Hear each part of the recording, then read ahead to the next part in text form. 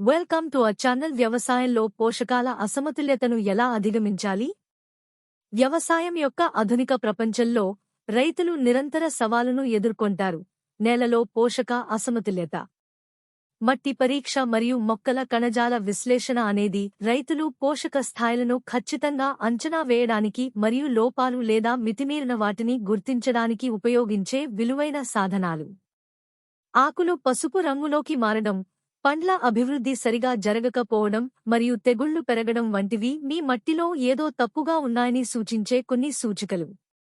సమతుల్య ఫలదీకరణం నుండి ఖచ్చితమైన వ్యవసాయ సాంకేతికతలు, కవర్ క్రాపింగ్ మరియు నేల ఆరోగ్య నిర్వహణ వరకు, రైతులు పోషక అసమతుల్యతలను పరిష్కరించడానికి మరియు పంట పనితీరును ఆప్టిమైజ్ చేయడానికి వివిధ సాధనాలను కలిగి ఉన్నారు. తడకగల వేరియబుల్ రేట్ అప్లికేషన్ రైతులు ఎరువులను మరింత సమర్థవంతంగా మరియు ఖచ్చితంగా వర్తింపజేసేందుకు వీలు కల్పిస్తుంది. వ్యర్థాలను తగ్గించడం మరియు పంటను పెంచడం.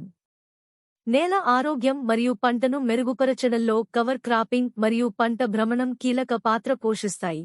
అయితే సమగ్ర ముఖ నిర్వహణ పద్ధతులు రసాయన లోపల అనవసరాన్ని తగ్గించడంలో సహాయపడతాయి, సమతుల్య పర్యావరణ వ్యవస్థలను ప్రోత్సహిస్తాయి.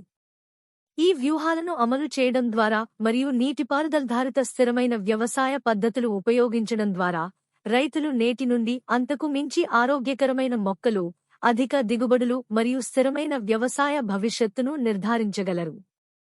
నేటి వ్యవసాయ ప్రకృతి దృశ్యంలో మీరు అభివృద్ధి చెందడంలో సహాయపడటానికి మరిన్ని వ్యవసాయ ఆధారిత స్థిరమైన వ్యవసాయ పద్ధతులు మరియు వాస్తవాల కోసం మా ఛానల్ను సభ్యత్వాన్ని పొందడం దయచేసి లైక్ మరియు షేర్ చేయడం మర్చిపోవద్దు.